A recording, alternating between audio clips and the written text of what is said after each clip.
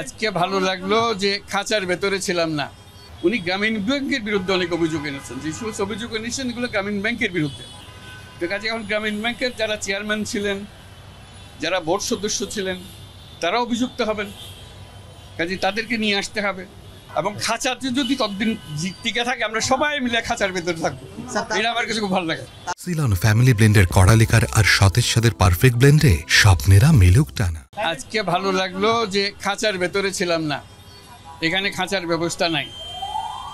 এই খাঁচার ব্যাপারে আপনাদের দৃষ্টি আকর্ষণ করছি বারে বারে, আপনারা একটু লিখুন, এটার জন্য বাংলাদেশের আদালত থেকে একেবারে চিরস্থায়ীভাবে উচ্ছেদ হয়ে যায়, সেটাই আপনাদের কাছে বলা। তারপরে বিচারের ব্যাপারে কি আলাপ হলো সেটা ওনারা বলবেন। আমি তা শুনলাম এবং তালিকা করলাম কি কি বলেছেন উনি। তালিকাতে সবকটাই হলো আমার বিরুদ্ধে অভিযোগ।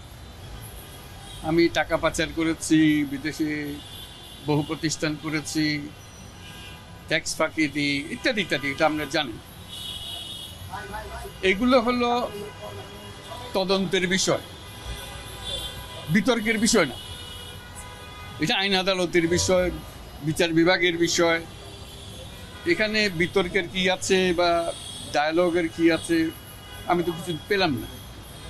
তো কাজে আমার মনে হয় এই বিষয়ে আমার কিছু বলার নাই। আর যে সমস্ত বিষয় উনি উত্থাপন করেছেন অভিযোগ হিসেবে, সেগুলোর জবাব আমরা বহুবার দিয়েছি, একবার না। আপনাদের হাতে স্মরণ আছে 2012 সালে আমরা এগুলো বলতে বলতে এত বিরক্ত হয়ে যাচ্ছিলাম, শেষে 29টি প্রশ্ন, গ্রামীণ ব্যাংকের 29টি প্রশ্ন তার জবাব বলে একটা তালিকা করে পত্রিকায় বিজ্ঞাপন হিসাবে ছাপিয়ে দিয়েছিলাম। ওগুলো পড়লে এগুলো জব ওখানেই পেয়ে যাবে, এটা নতুন করে আর জব খুঁজতে হবে না।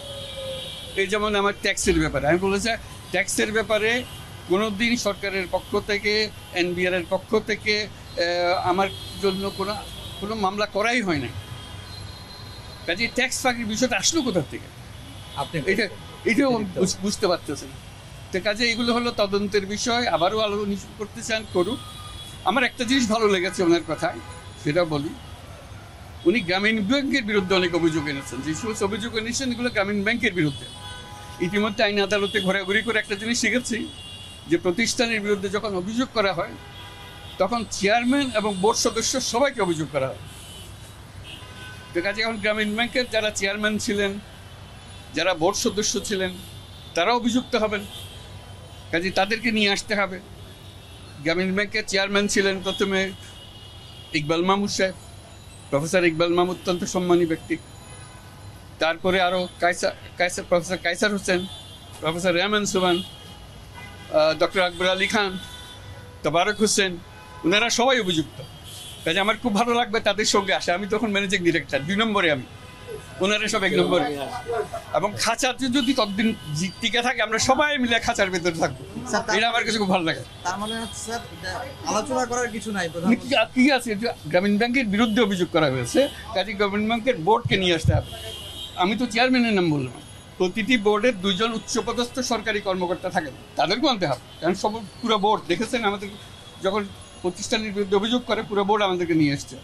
ঠিক আছে, চেয়ারম্যান 1 নম্বরে থাকবে, আমি 2 নম্বরে থাকবো, প্রথমবারের মতো। খুব ভালো লাগবে আমার কাছে। ওনাদের সঙ্গে থাকলে আমাদের খুব আনন্দ হবে, যে ওনাদেরকে সঙ্গী পেয়ে আমরা খুব কৃতার্থ হলাম।